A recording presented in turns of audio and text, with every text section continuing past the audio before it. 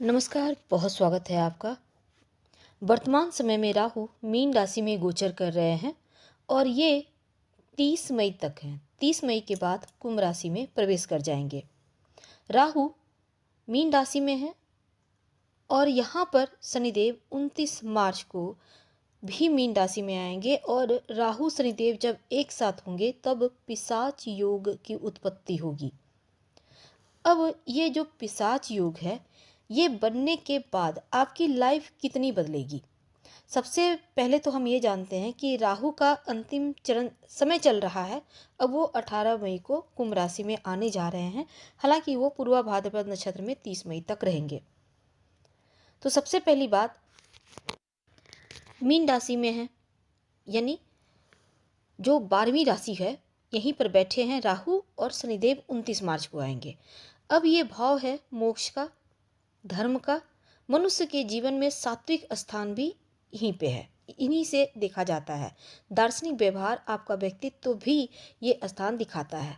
अगर आप स्वार्थवश कुछ गलतियां कर लेते हैं तब उस अशुभ प्रभाव को कम बृहस्पति ही करता है। अब देखिए, राहु पूर्वा भाद्रपद नक्षत्र यानी बृहस्पति के नक्षत्र में प्रवेश 16 मार्च को किए हैं और यहाँ पर वो 30 मई तक रहेंगे।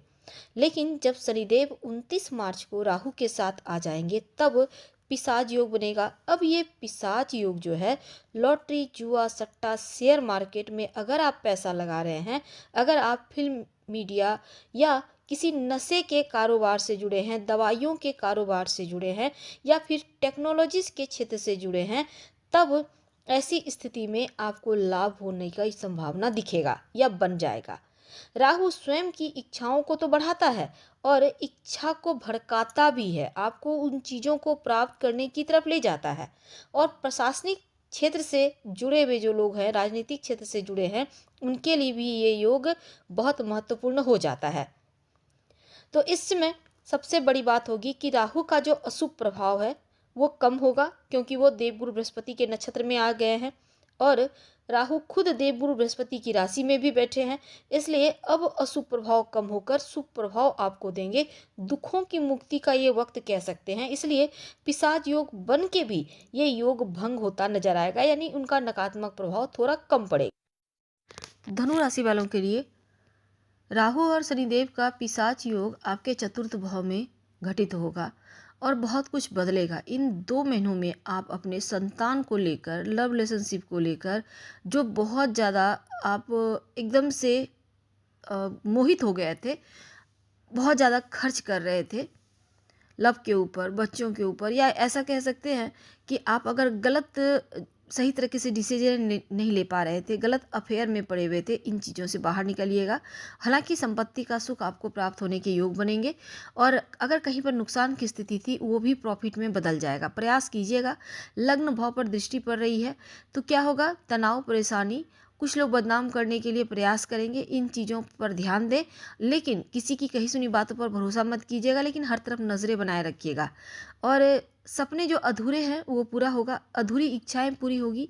पिशाच योग, आप अगर व्यापारी भाई हैं तो उसमें सफलता के रास्ते खोलेंगे और अगर आप कोई तीसरा व्यक्ति आपके काम में बाधा उत्पन्न कर रहा था वो खुद हट जाएगा। तो इसमें मोह माया और अति के चक्कर से बाहर निकलिएगा। अगर वैवाहिक जीवन में है, रिश्तों में थोड़ा सा गड़बड़ चल रहा था तो आप दोबारा सोचने का प्रयास करेंगे। हालांकि कर्ज मुक्ति के योग बनेंगे आपके लिए। और सबसे पावरफुल ये है कि नौकरी, जॉब प्राप्ति के योग बनेंगे। व्यापार में आपका सुधार होगा और अभी तक जो पैसे खर्च की स्थिति बार बार थी, पैसा खर्च हो ही जा रहा था बेतहाशा, उसमें कमी आएगी। वैसे तो आपके ऊपर शनिदेव की ढैया भी शुरू हो रही है और 29 मार्च से ढैया का प्रभाव भी साथ ही साथ चलेगा और ये पिशाच योग भी। थोड़ा संभल के रहना होगा। रोज शाम में ओम शं शनिचराय नमः का जप करें और साथ ही शिव जी की आराधना करें ताकि ये पिशाच योग भंग हो सके। तो अब देखिए, विजय श्री मिलेगी कोर्ट कचहरी मुकदमों के मामलों में। वैवाहिक जीवन में जो मतभेद था वो समाप्त होगा। और एक और चीज़ है कि इसमें आपके अंदर कॉन्फिडेंस लेवल बढ़ेगा, हिम्मत बढ़ेगी। आप जो प्रयास कर रहे हैं उसमें आपको सफलता मिलेगी, हर एक चीज़ प्राप्ति होगी। संपत्ति अचानक से आपका बनेगा, पैसा का जो नुकसान था वो भी समाप्त हो जाएगा, वैल्यू आपका बढ़ेगा। और बस अपनों के साथ समय बिताइए, अपनों की बातों को आप दिल से ना लगाकर उनकी बातों को फॉलो करने का प्रयास करें और संभव हो तो आप माता रानी को रोज़ 2 लौंग अर्पित करें, प्रसाद के रूप में खा लें तो बहुत अच्छा है। हम आपसे विदा लेंगे, धन्यवाद।